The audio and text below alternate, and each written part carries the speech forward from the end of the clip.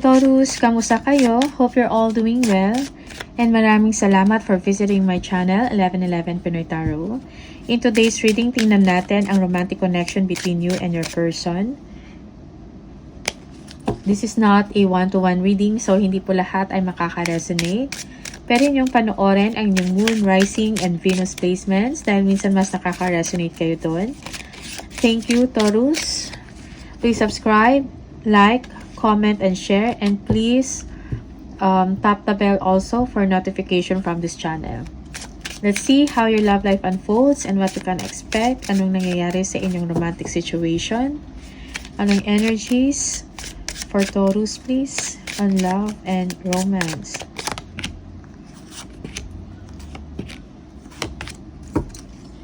Merong love, unconditional love, self-love, oneness, passion, affection, and attraction.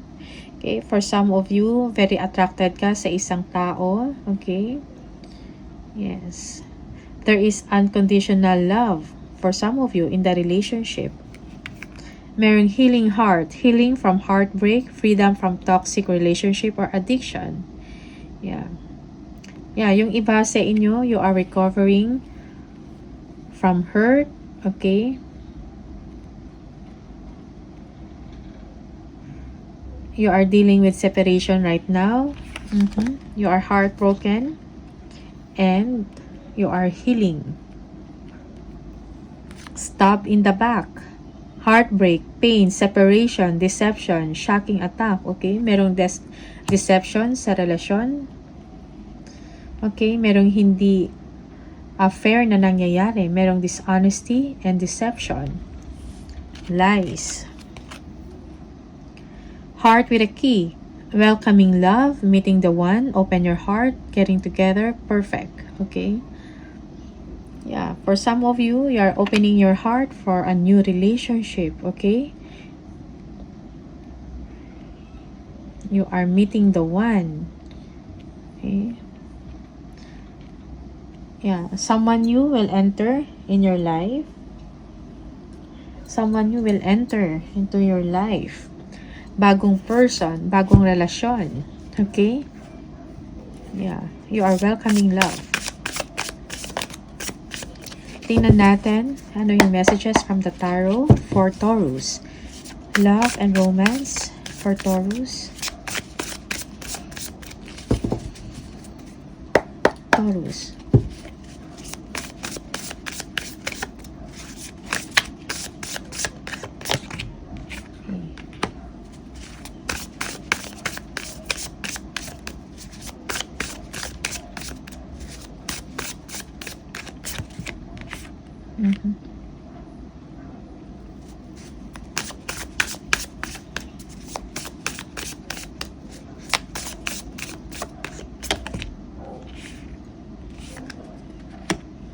Yeah.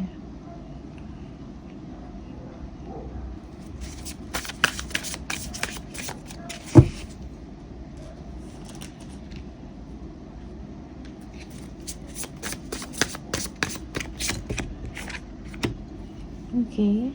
Parang mahaba yung pasensya ninyo sa person ninyo, Taurus. Yeah. Pero merong movement na mangyayari. Okay.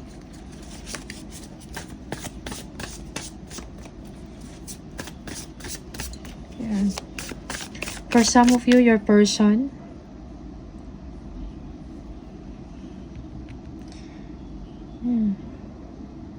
gusto niya mag-offer ng stability in the relationship.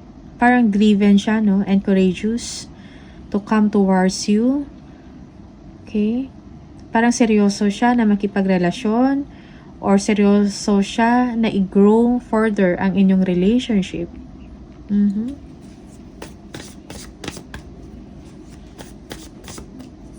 Yeah. Yeah, the person wants to take care of you. Okay. He or she is moving towards you, Taurus.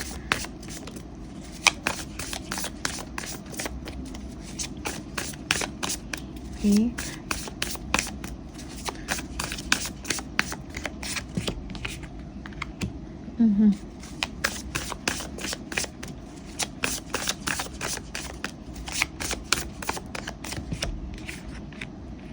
Okay.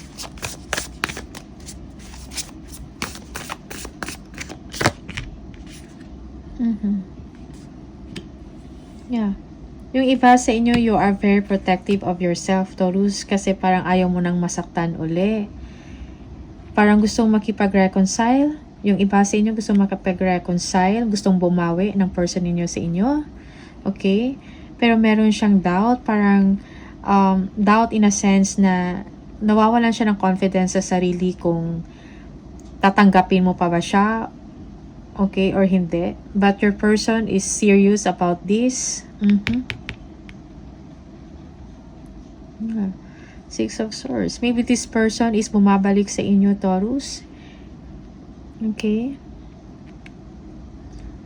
And gusto kanyang panindigan or gusto niyang panindigan ang inyong relationship. Okay, tingnan natin.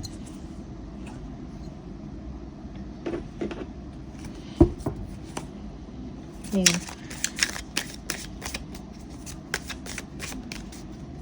Yeah, parang nakikita ng person nyo na you are a strong person. Okay? And then, mahaba yung pasensya mo.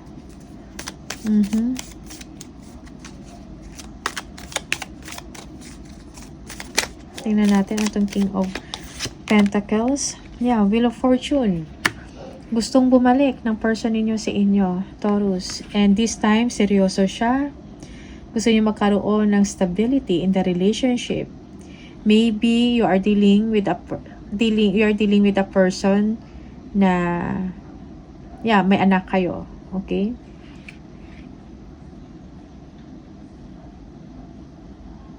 The father of your child, okay? For some of you. This person is merong kakayahan financially, okay?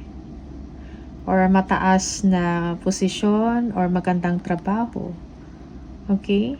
Para nagkaroon ng problema in the past or in the recent past. Okay? And now, gusto niyang bumalik sa inyo or i-renew uli ang inyong relasyon. Yeah. Determinado siya. Okay? To get you or determinado siya na bumalik sa inyo. Taurus.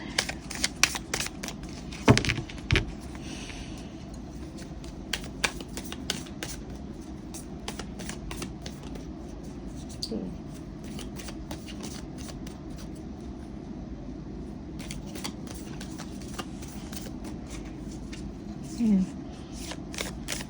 The Chariot, bakit? Okay, the Moon.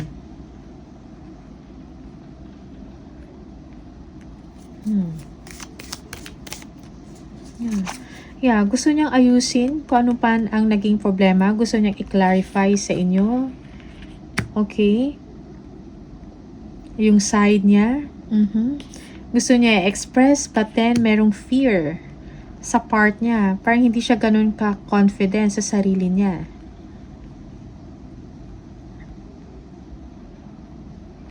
Okay? Yeah, merong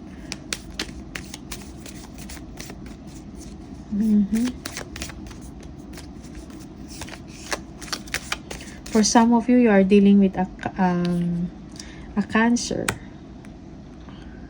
a Capricorn, okay?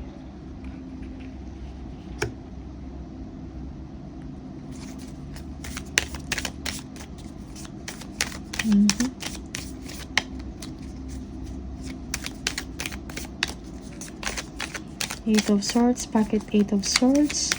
Parang hindi ka ganun siya ka-confident, no? Pero, gustong bumalik ng person nyo sa inyo. Gusto niyang kunin uli ang loob ninyo. But, hindi siya ganun ka-confident kung tatanggapin mo ba siya or hindi. Parang natitense na, okay, yung parang hindi siya sigurado kung tatanggapin mo pa ba siya uli or hindi. Okay, yes. So, yeah, for some of you, hindi niya alam kung may babalikan pa ba siya. Okay? He's not so sure sa outcome, sa future. Kung babalik siya sa inyo, magiging successful ba yun or hindi. Okay?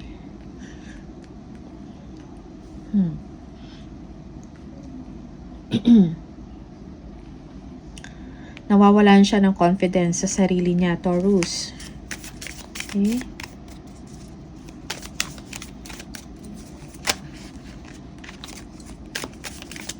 Tingnan natin. Yeah, Ace of Cups.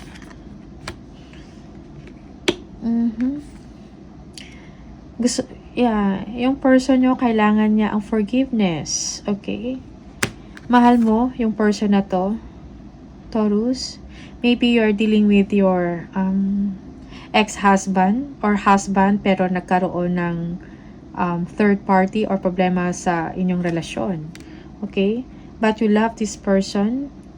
Okay? Parang willing ka i-forgive siya, but then again, hindi mo makakalimutan kung anong nangyari, kung anong ginawa niya. Okay?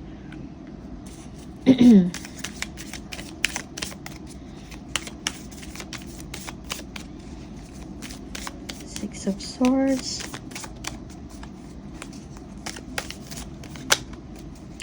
You've been patient to this person, Taurus, dahil mahal mo. Okay? Six of Swords, Seven of Wands, yeah, pero parang hindi mo maibabalik or merong trust issues pa din, okay? Yung tiwala, hindi maibabalik ng buong buo kasi naalala mo pa yung past experience mo with this person or kanyang mga ginawa. So, you are very protective or, parang protective ka sa sarili mo. Okay? Kasi parang ayaw mo maulit-ulit yung ginawa ng person mo. Okay?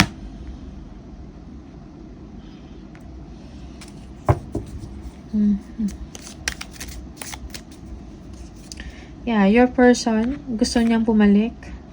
Pero merong fear Parang merong doubt sa sarili niya kung magiging successful ba yung pagbabalik niya or makuha niya uli ang loob mo. So, meron siyang doubts doon or wala siyang ganong confidence.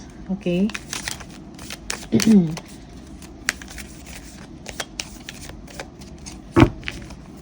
What is the Eight of Pentacles? Taurus? Yeah.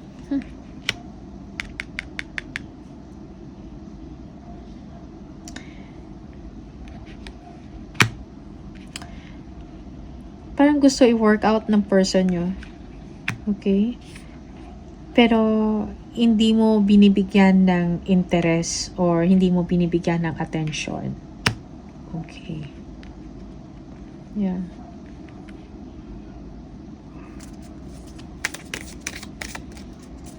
For some of you, it's the other way around. Okay? Parang ikaw yung gustong bumalik or magkaayos kayo muli, but then yung person mo, hindi ganun ka or hindi pa siya nakaka-recover sa nangyari. Okay? Nagkaroon ng emotional distance in the relationship. Okay? Merong pag-workout. I-workout ang inyong relationship, but then again, the other one is not participating. Okay? Merong silent treatment at the same time. Parang kailangan pa ibalik yung trust. Kailangan i-work out pa. Okay? Kasi may trust issues. Seven of Wands.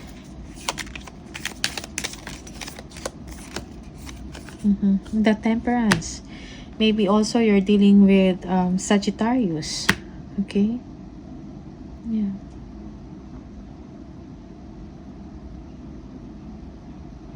Yeah. So, parang nagsiset ka ng boundaries with this person, Taurus. Okay? And you're trying to calm down yung emotions ninyo. Okay? You are being patient also, and your person is being patient in the situation sa inyong relasyon. Okay? Because someone is defensive, parang hindi pa nakaget over dahil may trust issues. Yeah, for some of you, parang you don't care anymore kung babalik or hindi, or kung parang wala ka nang pakialam kung ano man action na gagawin yung gagawin ng person nyo para bumalik. Okay? Yeah. Sometimes it takes time to heal.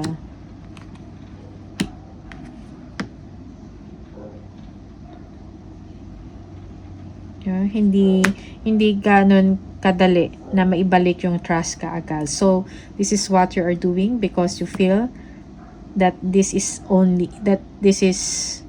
fair at kailangan tong gawin. Okay? To protect yourself and to defend yourself. Tingnan natin. Hidden truths from your person. Just take what resonates for you, Taurus, and leave the rest. Okay? Yeah, yung ibasa nyo, it's the other way around. Baliktad ang situation. Okay? Hidden truths from your person. I am so attracted to you. Okay, merong energy na ganyan. Okay. I lost myself for a little while. And one more. I regret lying to you. Okay. So, siguro merong deception na nangyari and dishonesty in the relationship. Okay. Let's get one card. Message for Taurus.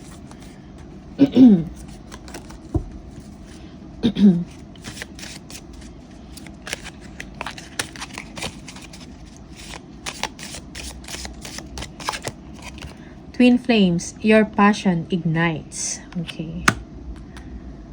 Yeah. Playfulness, laughter is the best therapy. Have some fun together. And remember, love is the greatest healer. Okay. One more. Emotions are a natural and necessary part of life, but they can also distort your perception and cloud your vision. In order to see things clearly, you must let go of resentment. Okay? So, that's the message for you, Taurus. Maraming salamat sa inyo and I'll see you in the next video. Bye!